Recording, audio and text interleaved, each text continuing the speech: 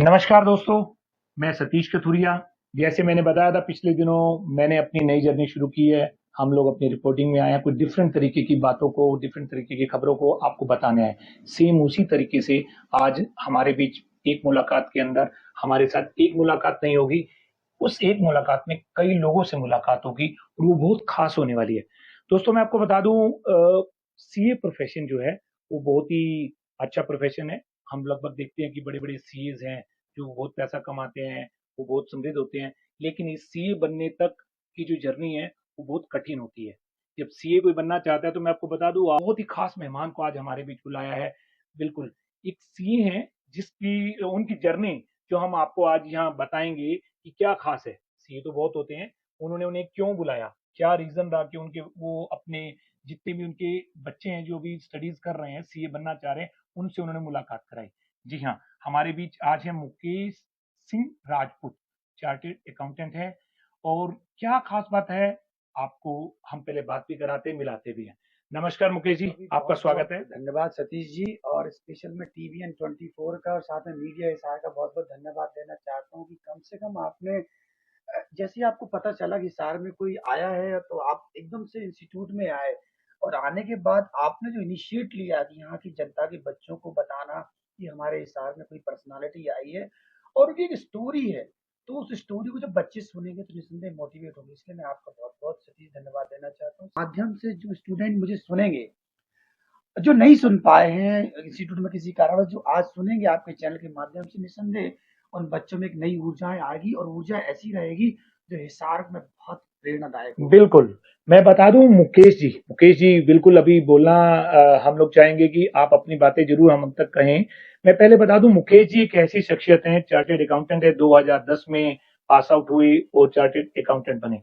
ये तो वो जर्नी है जिसके बाद सभी सपने देखते हैं कि उसके बाद सीए प्रैक्टिस कर रहे हैं, लेकिन आज यहाँ आए हैं, किस खास मकसद से आए हैं। मैं मुकेश जी जानना चाहूँगा, अभी मैं पीछे आपकी कुछ बातें करूँगा, मुझे बताएँ क्या आपने एक किताब भी लिखी है? जी, देखिए, मैं जब 2010 में सीए बना तो मेरा एक लक्ष्य था, क्योंकि मेरे माता-पिता, भाई-बहन सबकी रिस्पॉन्सिबिलिटी मेरे ऊपर थी। तो मैं नहीं, दुनिया का हर बच्चा, हर समाज के जो इतने भी स्टूडेंट होते हैं, वो चाहते हैं कि हमारे माता-पिता सुखी जीवन जिएँ, हमारे भाई-बहन भी जैसे हमने कमाया वैसे वही पहुँचे। तो जब 2010 में सीए बना, तो मेरे सामने एक लक्ष्य था पैसे कमाने का, ऑब्वियसली सभी का होता है। तो मैंने पैसे कमाना शुरू किया, लेकिन 2012 में मेरे क्लाइंट ने मुझे याद दिलाया कि मुकेश, तुम्हारी लाइफ सीए से बनने पहले होटलों में काम करते थे, आप इटारसी में स्टेशन पे काम करते थे, शाजापुर में आपने चाय भजिया बेची है।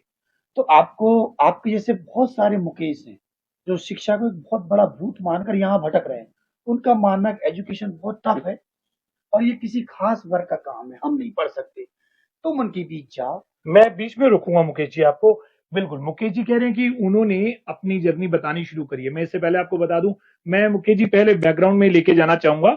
हम बुक तक पहुंचे कि बुक कब लिखी, तो मुझे लगता है कि वो शायद हमारा सस्पेंस पहले क्लियर हो जाएगा। जी, तो मैं जानना चाहूंगा मुकेश जी, मुझे पता लगा, जो मैंने आपके बारे में पढ़ा, मुझे मालूम पड़ा कि आप मेरे ख्याल से पहले एक आपका जो परिवार था, उस परिवार में शायद कहीं ना कहीं कुछ घरेलू कलेश की वजह से कुछ ऐसा था कि आपने सब छोड़ दिया था, घर छोड़ दिया था।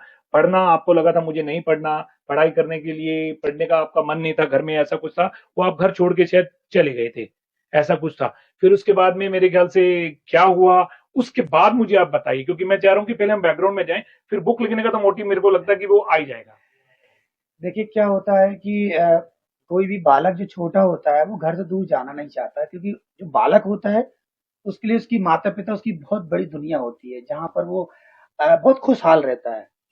लेकिन एक मौका ऐसा आया जब मेरे पेरेंट्स बहुत ज्यादा लड़ते झगड़ते थे, और उस लड़ाई झगड़े से हम दरवाजे के पीछे खड़े होकर अक्सर मैं रोया करता था। मैं सोचता था कि ऐसा कैसा परिवार है, माता पिता क्यों लड़ते झगड़ते हैं। इन सब चीजों से परेशान होकर मैं घर से बाहर निकला, और जब मैं घर से बाहर निकला तो ये दुनिया उतनी तो अच्छी जो नहीं होती क्लेश जैसे हम है, सोच। गृह क्लेश है, वो क्या रीजन, क्या कहीं पैसा था? नहीं, पैसा नहीं था। एक्चुअली क्या होता है, देखिए जब हमने जन्म लेते हैं, हमारे भाई बहन हो जाते हैं तीन चार, तो माँ को ये लगता है कि पिताजी कुछ काम करें, अपन पढ़ाई लिखाई करें। देखिए, माँ के लिए मेरे ख्याल से बहुत बड़ी जिम्मेदारी होती है जब बच्चे जन्म लेते हैं, क्योंकि उसको तो शेप देना होता है माँ को, क्योंकि माँ को एक चिंता रहती है कि मेरे बच्चे जो आज इस लेवल पर हैं वो पढ़ लिख के बहुत होशियार बने। तो इसके लिए वो पिताजी पर दबाव बनाती कि आप कुछ कमाइए, जाकर मेहनत करिए, बहुत पैसा लाइए। तो पिताजी अपने दबाव को झेल नहीं पाते थे और इस कारण वो लड़ाई झगड़े का कारण बन जाता। जहाँ तक मुझे लगता है, तो माँ हमेशा ही बहुत अच्छा प्रेरित करती, लेकिन चूँकि इन लड़ाई झगड़े से बच्चे बहुत प्रभावित हो जाते हैं और फिर मैं नहीं चाहता हूँ कि बच्चे कोई भी मेरी बात सुन के ऐसा डिसीज़न लें कि घर के बाहर जाएँ, क्योंकि बाहर की दुनिया इतनी अच्छी नहीं है। मैं जब घर से बाहर निकल तो गया, लेकिन मेरा शारीरिक शोषण हुआ, मेरा तरह-तरह का हरासमेंट हुए, लेकिन मैं किसी भी तरह उन सब से निपटता गया। लेकिन एक समय ऐसा आया, जब भगवान ने एक सही मंजिल पर सही जगह मुझे जोड़ दिया और आज आपके सामने बैठा हूँ। चलिए, तो आप ये कहते हैं कि इस तरीके से घर छोड़ के जाना तो गलत है, चाहे वो अगर कोई बच्चा हो, किसी वजह से भी मजबूरी हो, उसे घर छोड़ के तो नहीं जाना बिल्कुल चाहिए। नहीं जाना चाहिए। अपनी समस्याओं से शायद उसे वहीं जूझना चाहिए। तो मुकेश जी, जब आप उस समय चले गए, तो आपने उस दौरान क्या फ़ील किया और क्या, देखिए सीए की पढ़ाई बहुत मुश्किल है और बहुत अच्छे तक पढ़ना होता है और मुझे पता चल रहा है कि वो आप 5वीं कक्षा में ही थे, चले गए। उसके बाद यहाँ तक की जर्नी कैसे पूरी की? देखिए क्या होता है कि मैं घर छोड़ के निकला और जैसे गणेश जी एक वचन लेके निकले थे कि मैं अपना वाहन लेकर ही वापस आऊँगा और मैं पीछे नहीं जाऊँगा। तो जब मैं घर से निकला तो मैं ये सोच कर गया था कि मैं अब पीछे नहीं मुड़ूँगा, मैं आगे बढ़ूँगा, कुछ ना कुछ करूँगा। तो मैं मुंबई पहुँच गया, होटलों में काम किया। वहाँ से मुझे इंस्पिरेशन मिला एक शिक्षक के द्वारा। उन्होंने मुझे एक अच्छा, अच्छी अच्छा। जगह जोड़ दिया। जब मुझे अच्छी जगह जोड़ा, तो मुझे पढ़ाई का महत्व मिला कि पढ़ाई-लिखाई एक ऐसा रास्ता है जिसमें आपको पैसे नहीं लगते हैं, बस आपके अंदर आग होनी चाहिए। अगर आप सच में किसी चीज़ को बहुत आग से चाहते हैं ना, तो रास्ते अपने आप बनते चले जाते हैं। तो पढ़ाई का रास्ता मुझे वहाँ से मिला और जब पढ़ाई का रास्ता मुझे मिला, तो मुझे जहाँ तक याद है सर कि मैंने सच में ₹27 ही फीस दी थी और उसके बाद मैंने सेल्फ स्टडी की। कुछ गुरुओं का आशीर्वाद रहा। जब मैं असफलता के दौर में था, तो मुझे एक क्लास में भेजा गया। जब मुझे दोस्तों ने कहा कि आप शिक्षक से मिलकर आओ, क्योंकि शिक्षक के बिना ज्ञान नहीं मिलता है। तो मुझे वहाँ ज्ञान मिला और उसके बाद मैंने सीए की अपनी जर्नी की, 5वीं तक पढ़ा था। लेकिन डायरेक्ट मुझे 10वीं का फॉर्म भरना था, उसके लिए बड़ा स्ट्रगल रहा। मेरी किताब सीए पास द रिजल्ट मैंने अच्छे से बताया। तो वो 10वीं क्लास को पास करना और 10वीं से 12वीं पहुंचना और फिर उसके बीच का जो सीए का सफर था, ये मैं आपको 5 मिनट में तो नहीं बता सकता, लेकिन हाँ, ये बहुत मजेदार यादगार सफर रहा था। बात कहना चाहता हूँ कि मैं हिसार आने का जो कारण है ना, उसका सबसे पहले कारण ये था कि जो पारस नाम था, मेरे आचार्य विद्यासागर जी हैं, मैं उनको बहुत मानता हूँ, क्योंकि मैं जब ड्राइवर था सुरेश जैन आईएएस का, तो एक बार मुझे वो अपने सागर लेकर गए कि चलो सागर, सागर के पास में कुंडलपुर है, वहाँ पे लेके चले। लेकिन सागर जब मैं सुबह के टाइम पहुंचा, तो वहां पर क्या था, मुझसे उन्होंने कहा मुकेश आप जाके नाश्ता कर लो, जब तक मैं अपनी बहन से मिल के आता हूँ। तो मकरोनिया फाटक पे मुझे नाश्ते की दुकान तो नहीं मिली, लेकिन गलती से आचार्य विद्यासागर जी का संग वहां मुझे मिल गया और आचार्य विद्यासागर जी वहां मिल गए। मैंने पहली बार उनको देखा और देखने के बाद मैंने मन ही मन उनको प्रणाम किया। मुझे याद है, किसी दिव्य आत्मा को देखने के बाद जो अनुभूति हुई, उसके बाद जब मैं सीए बना और सीए बनकर जब मैं उनसे मिलने गया, तो वो एक जो विशेष अनुभूति मेरे को उनके साथ हुई, तो वो पारस का जो शब्द है कहीं ना कहीं उनसे कनेक्टेड था। तो पहली बार एक बार मैं फेसबुक पे स्क्रॉल कर रहा था, तो उसमें पारस इंस्टीट्यूट के सारे डायरेक्टर झूम रहे थे। मैंने देखा, मैंने कहा वाह, इतना अच्छा एनवायरनमेंट, डायरेक्टर एंजॉय ले रहे हैं। मैंने उस पोस्ट को बड़े ध्यान से देखा, कुछ कमेंट किए और कमेंट करने के बाद उसको अपनी वॉल पे शेयर किया। उसके बाद मुझे याद है कि यहाँ से गौरव जी हैं, उन्होंने डायरेक्टर साहब से बात कराई और सबसे बड़ी बात जो मुझे आज तक लगी है, ऐसा नहीं कि मुझे निमंत्रण देने के लिए बहुत जगह से ऑफर आया, आईसीआई के कई प्रोग्राम में दे चुका हूँ, लेकिन पारस इंस्टीट्यूट वाले भोपाल मेरे ऑफिस में आए। भोपाल ऑफिस आने में तो प्रॉपर इनविटेशन दिया, हमने करीब आधा घंटे बैठे। ये बात मुझे बहुत खली, यानी दो बातें जो चीज थी जीवन की वो मेरे साथ बहुत मैच हुई। एक तो पारस नाम, क्योंकि पारस मतलब एक बहुत चमकता हुआ एक पारस मणि है, जो कि बड़ी मेहनत से जिसको रखता है पूरी दुनिया को, वो नाम। दूसरा, डायरेक्टर्स स्पेशल भोपाल में आए, बैठे, आपने आधा घंटे समय दिया, मैंने भी थोड़ा टाइम दिए, तो वाकई में ये दूसरा कारण था आने का। मैं आपका बहुत बहुत आभार धन्यवाद देना चाहता हूँ कि आज इस चैनल के माध्यम से, टी ज्ञान पंडित कोर्स के माध्यम से हमारे लाखों या हजारों बच्चे हिसार के इस मोटिवेशनल सेशन के बारे में जानेंगे और निसंदेह आपके चैनल के माध्यम से बहुत आगे जाएंगे। चलिए, तो आप कह रहे हैं कि सीए बनना मुश्किल नहीं है। कोई भी ड्राइवर का काम करता हो, किसी ने होटल में काम किया हो, मुझे पता लगा आपने कुछ कबाड़ वगैरह का भी काम किया, ये सब काम आप कर चुके हो और उसके बाद आप अपनी कठिन मेहनत और आपने मन में ठाना, उसके बाद आपको शिक्षक ऐसे मिले, उसके बाद आप इस यहाँ तक पहुंचे और सीए बने 2012 में। अब हम आगे आ जाते हैं। आपने अपनी जर्नी बताई कि इसके बाद आपको शिक्षक मिले और ऐसे शिक्षक हमारे बीच हैं, हमें तो ये खुशी की बात है, वो पारस इंस्टीट्यूट के माध्यम से। हिसार और आसपास, अब मैं बात करूंगा पूरे हरियाणा में, राजस्थान में, दिल्ली में, वहां भी इन लोगों का संग मिल रहा है। और अब ये आपके पास भोपाल आए हैं, उम्मीद करते हैं कि कुछ, शायद मुझे लगता है इन जैसे शिक्षक अब वहाँ जो आप जैसे कभी कोई स्टूडेंट रहा है तो एमपी में भी कुछ ऐसा कल्याण होना शुरू हो जाएगा। चलिए अब हम बात करते हैं 2012 की। 2012 में आप जब सीए एज ए प्रैक्टिस कर रहे थे, उसके बाद वो कौन से क्षण थे जब आपने ये फील किया, एक बुक लिखी, मुझे पता लगा आपने एक ही बुक लिखी और अंतिम बुक लिखी, उसके बाद आपने दोबारा राइटिंग नहीं करी, मैं सही कह रहा हूँ? तो वो आपको कहाँ से इंस्पिरेशन मिली उस बुक लिखने की, और बुक में क्या खास आपने लिखा है कि मुझे लगता है कि हर सीए स्टूडेंट को या किसी भी फील्ड में अगर आप कुछ करना चाह रहे हैं तो उसे पढ़ना जरूर चाहिए। सही कह रहा हूँ सर?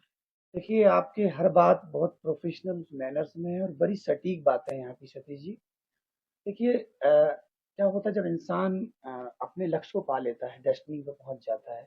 वैसे तो मैं एक बात ही कहना चाहता हूँ, किसी भी इंसान की डेस्टिनी नहीं होती, उसका पड़ाव होता है कुछ क्षण के लिए। अगर उसकी वो डेस्टिनी होती तो शायद हमारा पैशन वहीं खत्म हो जाता। तो जैसे मैं अपने लक्ष्य पे पहुंचा, तो ईश्वर की कृपा थी कि पैसे भी बहुत तेजी से आए, क्योंकि हर हर व्यक्ति के जीवन में पीक आता है। मेरे जीवन में पीक आया तो वो उस पीक का मैंने पालन किया। जब मैं बहुत ज्यादा पैसे कमाने लगा तो 2012 में मेरे क्लाइंट है जिनका मसाले का बहुत बड़ा कारोबार है। वो मेरे ऑफिस में बैठे थे और उस समय लाइट चली गई। तो मैंने सोचा क्लाइंट चले जाएंगे तो क्यों ना अपनी थोड़ी सी जर्नी सुना दूं। तो मैंने उनसे कहा कि मैं डेटर्स की लिस्ट देख रहा था, उस डेटर्स की लिस्ट में आपका माल इटारसी में जाता है, शरद अग्रवाल जी के यहाँ पे। कि हाँ, माल जाता है, बहुत अच्छी व्यापारी। मैंने कहा उनके यहाँ मैंने चौकीदारी काम करता था, चावल लाइन की दुकान है। मेरी ड्यूटी रात के 10 बजे सुबह 6 बजे तक रहती थी। फिर बीच में रोकूंगा। हाँ। भी मैं आपको बताना चाहूंगा, मुझे धीरे धीरे पता चल रहा है कि ये जो सीए हैं मुकेश सिंह राजपूत, ये चौकीदार भी रहे हैं। हाँ, तो आप अपनी स्टोरी में हमें बताएंगे, मुझे लगता है मुझे भी बुक पढ़नी पड़ेगी। हाँ। मैं उम्मीद करूंगा कि मुझे जल्दी आप गिफ्ट कर दें, नहीं तो मैं जरूर मैं लूंगा। आपको जी आगे करें सर। इस हाँ जी। इंटरव्यू के बाद मैं आपको बुक जरूर गिफ्ट करूंगा। चौकीदारी काम करता था और एक रात को मैंने दो चोरों को पकड़ लिया, पेट्रोल चुरा रहे थे गाड़ी से। तो उन दो चोरों ने मिलके मुझे ही मारा। और चूंकि वो कहते हैं ना, जहाँ मेजोरिटी होती है उसको हमेशा ज्यादा प्रधानता दी जाती है। जी। तो दो से चार हो गए, चार से इकट्ठे हो गए, सारे लोग ही थे आपस में। और उसके बाद वो पब्लिक इकट्ठी हो गई, उन्होंने कहा देखो ये चौकीदारी के साथ चोरी का काम करता है। कहते हैं कि ईश्वर को जब आपको कुछ बनाना होता है ना, तो पहले ढेर सारी तपस्याएं लेता है। कहते हैं सोना कुंदन तभी बनता है जब उसे लोहे में तपाया जाता है, आग जी। में तपाया जाता है, और तब कर वो अपना आकार लेता है। मेरी भी शायद परीक्षा घनी रही होगी। तो मुझे मारने लगे। मुझे याद है सतीश सर कि मुझे मारते पीटते हुए लोग ले जा रहे थे, तभी एक घर से एक व्यक्ति निकल कर आता है, 60-65 साल का। उसने मुझे पीटना शुरू कर दिया। बता, मेरी नाती की साइकिल चुरा के तूने कहाँ रखी? 2 साल पहले उसकी रेंजर साइकिल चुरा ली हो किसी ने। समय ऐसे ही होता है सर, ये परीक्षाओं की घड़ी होती है। मेरी साइकिल नाती चुरा के तूने कहा? मैंने मैंने कोई साइकिल नहीं चुराई। उसने भी दो तीन मारे, मारते मारते इटारसी थाने ले गए। थाने पहुंचे, हवलदार ने भी चंपी कर दी।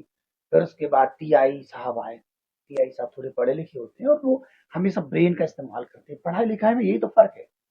हमारी एजुकेशन जो होती है हमको सिखाती सही निर्णय कैसे लेना है, जी। इंसान को कैसे परखना है। तो टीआई साहब की पार्टी में जब मुझे ऐसा देखा, और उन्होंने कहा अरे ये लड़का शायद चोर नहीं है, कुछ और वजह है। उन्होंने भीड़ से पूछा वो लोग कहाँ हैं जिन्होंने सबसे पहले इसको देखा। तो वो चोर तो पहले से गायब हो चुके थे। और टीआई सारे मामले को समझ गए और उन्होंने कंधे पर मेरे हाथ रख के बोला कि देखना बेटा, एक दिन पढ़ लिख कर बहुत अच्छे इंसान बनोगे। तेरी शुभकामनाएं, तुम यहाँ से जाओ और कोशिश करना कि इटारसी मत रहना, वरना यहाँ जॉब करना, क्योंकि ये जो दुनिया है ये झूठ पर ज्यादा विश्वास करती है। उसके बाद मैं इटारसी से वापस घूमते घूमते फिर भोपाल आया। बहुत सारी जर्नी है। और ये कहानी जब मैंने को सुनाई हमारे क्लाइंट को, तो वो बहुत रोने लगे। और वहां मेरी जो टेबल होती है उस बीच में से उठ के आए और गले लगते हुए बोले कि मुकेश, इतनी इंस्पिरेशनल कहानी तुम्हारी, उसके बाद भी तुम अभाव में सीए बने। हम अपने बच्चों को इतने अच्छे स्कूल में भेजते हैं, छोड़ने जाते हैं, बस लेने इनको आती है, उसके बाद भी वो उस मकाम को हासिल नहीं कर पा रहे जो चाहते हैं।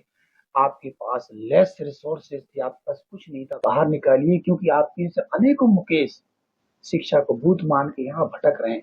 तो क्यों नहीं उनको मोटिवेट करने के लिए आप कुछ किताब ले लो। तो फिर मैंने उनकी बात को, क्योंकि जीवन में हमेशा एक बात ध्यान रखिएगा सर, माता सरस्वती दूसरे की जबान से बुलवाती है, एप्लीकेशन का काम आपके ऊपर होता है, जो अप्लाई करता है वो सफल हो जाता है। सुनते सभी हैं, मेरे ख्याल से जितने भी हम लोग यहाँ बैठे हैं, ये जितने भी सीए से आप मिलेंगे, सभी ने संघर्ष किया है, सबकी संघर्ष की कहानी, लेकिन संघर्ष की कहानी वो सोचते रह गए हम लिखेंगे, वो लिख नहीं पाए, मैं लिख लिया, इसलिए मैं उस लेवल पर पहुंच गया। तो मैंने उनकी बात को ध्यान दिया और मैंने 3 साल की मेहनत से वो किताब लिखी और 2015 में उसको बहुत अच्छी लॉन्चिंग मैंने की। पूरे मध्य प्रदेश के बच्चे आए थे, मध्य प्रदेश के बाहर से भी आए, दिल्ली वगैरह से। तो उस किताब का लिखने का उद्देश्य था स्टूडेंट ये समझें कि पढ़ाई लिखाई करना इतना कठिन नहीं है, कठिन ये दौर में होते हैं जब हम गिर चुके होते हैं, गिरने के बाद हमको कैसे उठना है, कैसे आगे बढ़ना है। आजकल मैं देखता हूँ बच्चों के नंबर कम आते हैं, एक बार एग्जाम में फेल हो गए, निराशा हाथ में आती है, सुसाइड कर लेते हैं। उनको बच्चों को समझना चाहिए कि उनके माता पिता आपके इस कदम से कितना दुखी होते हैं, उन्होंने आपको कितनी मेहनत से पाला होगा, जब आपने जन्म लिया होगा तो सच में कितने उन्होंने स्वागत किया होगा। आप ऐसा कदम के बारे में सोचते हैं, छोटी मोटी असफलताएं जीवन में चलती रहती, लेकिन असफलताओं से कभी निराश नहीं होना चाहिए, असफलताओं से प्रेरणा लेना चाहिए, और जितनी तेजी से आप जमीन पर गिरते हैं ना, उतनी तेजी से आप उठना चाहिए, दिखाना चाहिए। इसीलिए मैं आपके चैनल के माध्यम से उन स्टूडेंट्स के बारे में बोलना चाहता हूँ कि जो असफलता के दौर में चल रहे हैं, या उनको लगता है कि इस ब्रह्मांड की सारी दुनिया हमारे खिलाफ हो गई है, हमें असफलताएं मिल रही, माता पिता हमें साथ नहीं दे रहा है, उनको लगता है कई बार ऐसा, तो वो ये निराश ना हो, तो लगातार मेहनत करते रहे, प्रयास करते रहे, सफलता उन्हें जरूर मिलेगी। कहते हैं ब्रह्मांड की शक्तियां उन्हें को साथ देती है जो लगातार प्रयास करते रहते हैं। और एक बात और सतीश जी, सफलता कोई रातों रात नहीं मिलती है। अगर आपको सफलता रातों रात मिल जाती ना, तो फिर सफलता का महत्व नहीं रहता। मैंने पेड़ लगाया, उस पेड़ को मैंने पानी दिया, सींचा, आज उसके फल लगे, मैंने उनको खाया, तो सच में उसका टेस्ट मुझे पता है कितना डिलीशियस है। इसलिए मेहनत करके जो आप पाएंगे ना, वो वाकई में आपको ताउम्र उसका स्वाद रहेगा। चलिए, तो मुकेश जी आप बता रहे हैं कि ये जब बुक लिखी, और बुक लिखने के बाद, जैसे मैंने आपको शुरू में आपसे बात कर रहा था जब भी इंटरव्यू से पहले, कि ये 10वां स्टेट है आपकी वो जर्नी बुक लिखने के बाद, क्या आपने जो 10 स्टेट में कितने इस तरीके के अपने लेक्चर किए हैं, मोटिवेशनल लेक्चर दिया, कितने बच्चों को आपने मोटिवेट किया है उन स्टेट को करके आज आप यहाँ पहुंचे हैं, वो मुझे बताएं। क्या उस बुक लिखने के जस्ट बाद ही शुरू हो गया था, या उसके लिए भी कोई आपको फिर मोटिवेशन मिला? नहीं, क्या हुआ, जब मैंने अपनी किताब लिखी CA pass the real story, अब उसमें आचार्य विद्यासागर जी का नाम आ गया, तो उसमें जिन जिन का किताब में नाम आया था उनसे स्पेशली मिलने गया कि सर आपका नाम आ रहा है, आप इसको एक बार पढ़ लीजिए, और बाद में मुझे कुछ डिस्कशन नहीं चाहिए। अब आचार्य विद्यासागर जी में नाम आ गया, उनकी कहानी आ गई छोटी, तो मुझे पता चला कि वो नेमावर पधारे हुए, फरवरी का महीना था, नेमावर हमारे मध्य प्रदेश में, भोपाल में, वहाँ उनका प्रवास था, वहां पर आए हुए हैं। जब नेमावर पहुंचे तो आचार्य विद्यासागर जी अंदर बैठे हुए थे और मुझे वो ले गए, मैंने काफी देर तक रोया उनके साथ। सच में मुझे याद है, मतलब इतनी अनुभूति जीवन में कभी नहीं हुई। ऐसा लग रहा था, जब मैं उनसे बात कर रहा था तो ऐसा लग रहा था वातावरण पूरा गायब हो गया, कोई नहीं उस रूम में, सिर्फ उस रूम में मैं और वो है।